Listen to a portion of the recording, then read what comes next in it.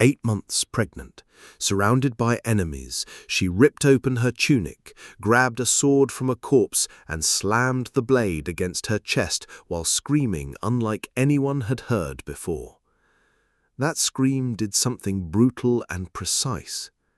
It made warriors who had come to kill turn and run. It made trembling men rethink courage.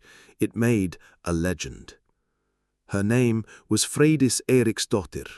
She was Eric the Red's daughter, Leif Eriksson's half-sister, and the kind of woman history tried to scrub from the record.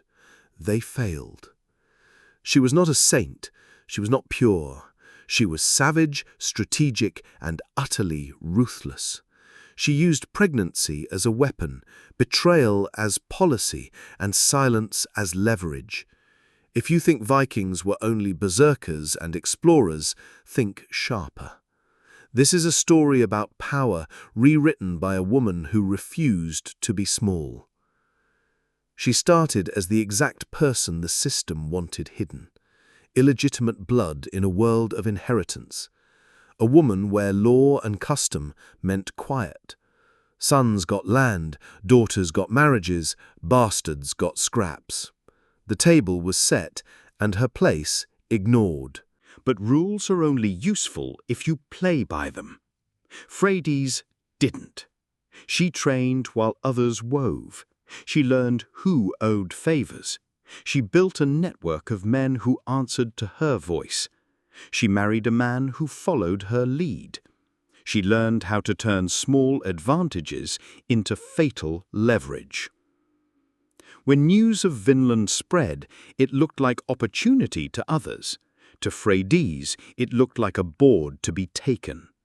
She organized, she planned, and she moved before anyone realized there was a game at hand. The scheme began with two Icelandic brothers, Helgi and Finnbogi.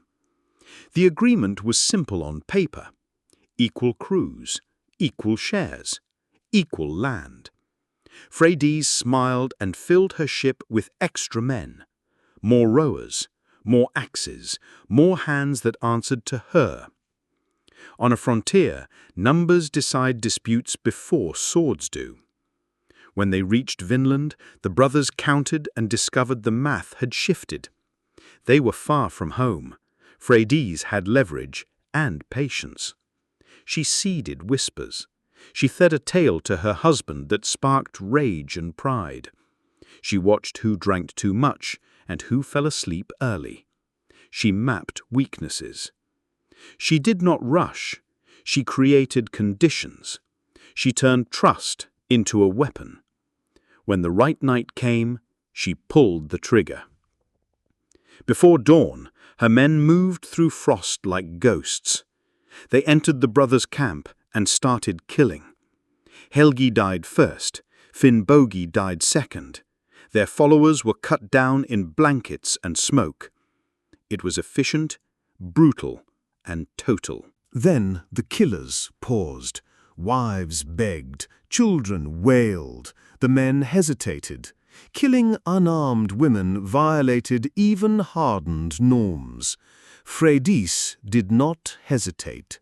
She took an axe and finished what others could not. Wives, daughters, servants. No witnesses, no rival claimants, no future testimony in Greenland's halls. This was not fury. This was cold calculation. She eliminated the weak link that law would exploit. She ensured the story would stay on her terms. At dawn, she walked through snow slick with blood and claimed what she needed: ships, cargo, timber, and the authority to control departures. She made survivors swear oaths of silence. She burned what she could not carry. She redistributed goods with a ledger in her head. She managed assets like a warlord and left no loose ends. She had converted violence into infrastructure. She had seized the economic levers of a small colony and bent them to her will. Fear became currency. Respect followed in its wake. But power requires performance. That was the moment that turned fear into myth. When the settlement was later attacked by indigenous warriors, the camp nearly broke. Men who had faced storms and wolves dropped shields and ran for the boats. Freydis did the unthinkable. 8 months pregnant and barefoot, she seized a dead man's sword. She tore open her tunic, exposed her belly, and struck the blade against her breast while howling a sound that split the trees. The noise was not a plea, it was a challenge, an invitation to measure themselves against someone unafraid of death. The attackers hesitated. They saw a woman who was willing to die for nothing but will. They read madness and divinity both. They withdrew. It was theater and psychology and raw, dangerous charisma. She turned herself into a signal, follow or flee. The settlement held. Back in Greenland, the whispers turned to accusation. Survivors told stories. Leif Erikson stood between family honor and law. He interrogated, weighed testimony, and chose a punishment beyond execution, erasure by story. He spared her life, but cursed her reputation, saying her descendants would prosper little. That verdict was a slow-acting poison. It shaped the saga writers who followed. They painted her as monstrous, a cautionary tale about the abuses of ambition. Yet the paradox remains. The same sagas that vilified her preserved her name when so many others were forgotten. They could not obliterate the fact of her deeds. The ink stained the pages, whether the scribes liked it or not.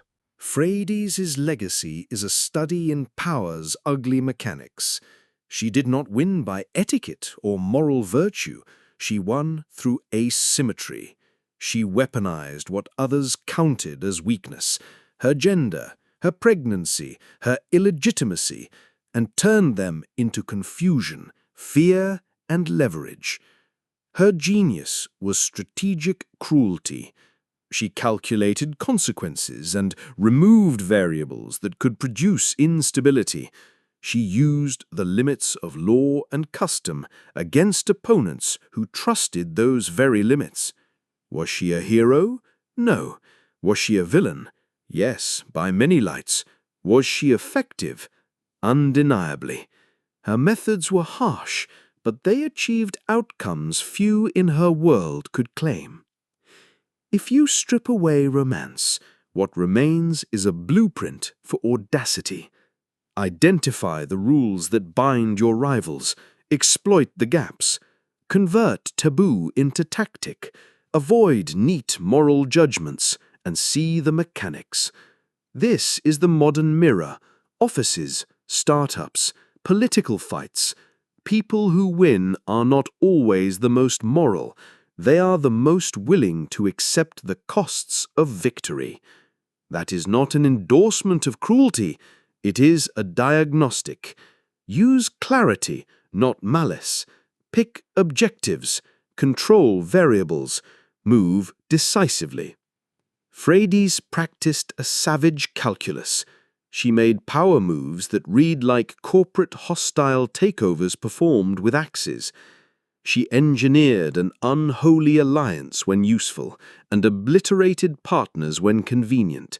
She checked every rival, humiliated those who doubted her, and left a wake of terrified men who dared not speak too loudly.